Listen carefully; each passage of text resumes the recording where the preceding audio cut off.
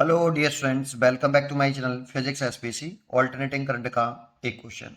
The sinusoidal voltage v the function of t 210 sin 3000 t volt applied across LCR circuit in which L, C और R the phase difference between applied voltage and resultant current will be।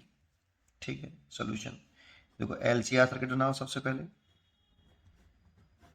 और इसको किसी source से लगाया है और इसकी जो v the function of t रखा है वो 210 साइन 3000 t दे रखा है। L की वैल्यू गिवन है 10 मिली हेनरी, C दे रखा है 25 माइक्रोफेड और R दे रखा है 100 ओम।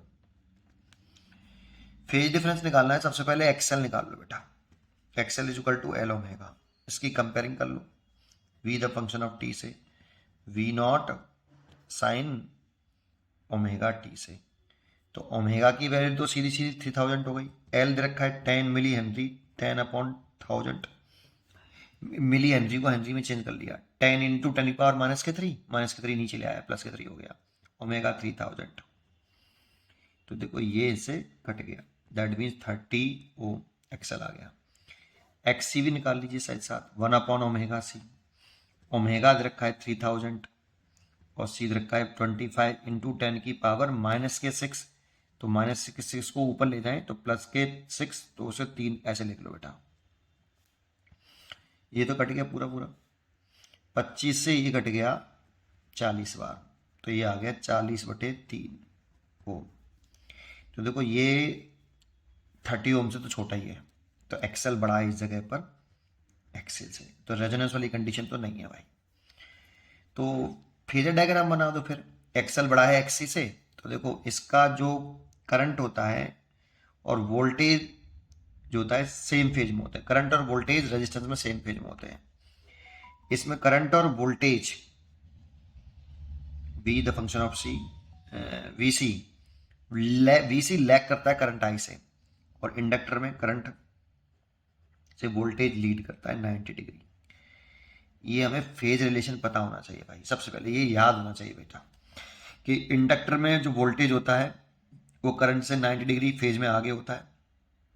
वीसी लैग करता है 90 डिग्री और ये सेम फेज में होते हैं। जो लैग करता है वो नीचे आता है, वो लीड करता है ऊपर। फेजर डायग्राम है तो फेजर डायग्राम बना के खत्म हो जाता है। ये आई द फंक्शन ऑफ टी है, क्योंकि आई और रेजिस्टेंस वाला जो है सेम फेज में होता है, इसीलिए आर ऐसे आएगा।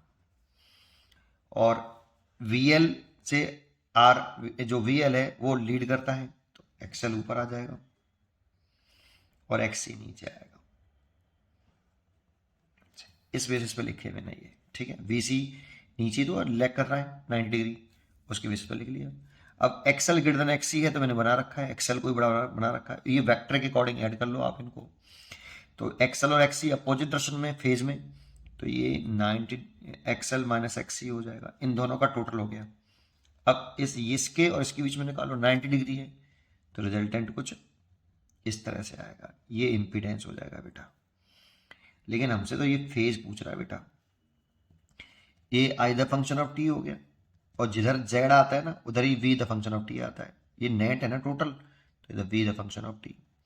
हमसे पूछ रहा है कि जो अप्लाइड वोल्टेज है वो V the function of T है और रिजल्टेंट करंट है वो I the function of T है। इसमें करंट फ्लो कर रही है I the function of T, ठीक है। नहीं, करंट सीरीज में है इसलिए सेम रहेगी। तो इन दोनों के में फेज रिलेशन पूछ रहा है, फेज डिफरेंस कितना है तो फाई है, तो यही फाई पूछ रहा है। तो tan phi is equal to लिखें तो परपेंडिकुलर बटे बेस, तो परपेंडिकुलर देखो ये वाला हो गया, that means XL minus XC, और बेस हो गया आर। इस ट्राइंगल में लगा लो, tan phi is equal to perpendicular बटे बेस। अब वैल्यू पुट कर दो। एक्सएल की वैल्यू कितनी है 30 है, इसकी वैल्यू 40/3 है, और आर की वैल्यू कितनी है 100 है। तो देखो 3 एलसीएम ले लेंगे तो 300 हो जाएगा नीचे, और ये 90 माइनस 40 हो जाएगा, तो ये हो गया 50/3 इंटू 100 ऐसे कर लो बेटा। इससे कट गया कितनी बार 2 बार, तो 1/6 आ गया। तो 10 इक्वल टू आया 1/6। अच्छा जब पॉइंट में लिख रहा है तो 6 का डिवाइड कर लो 1 में, तो पॉइंट लगा लो पहले, एक जीरो बढ़ा लो, 6 1 जा 6, 4 बचा, फिर एक जीरो बढ़ा लो, और 36, फिर 4 बचेगा, फिर 36। तो ये जो आ रहा है 0.166 आ रहा है, राउंड अप करके 0.17 लिख सकते हैं। तो फाइव इक्वल टू लिख सकते हो tan इनवर्स 0.17। तो tan इनवर्स 1.7 ये इसका फर्स्ट चॉइस करेक्ट। पढ़ते रहिए और खुश रहिए।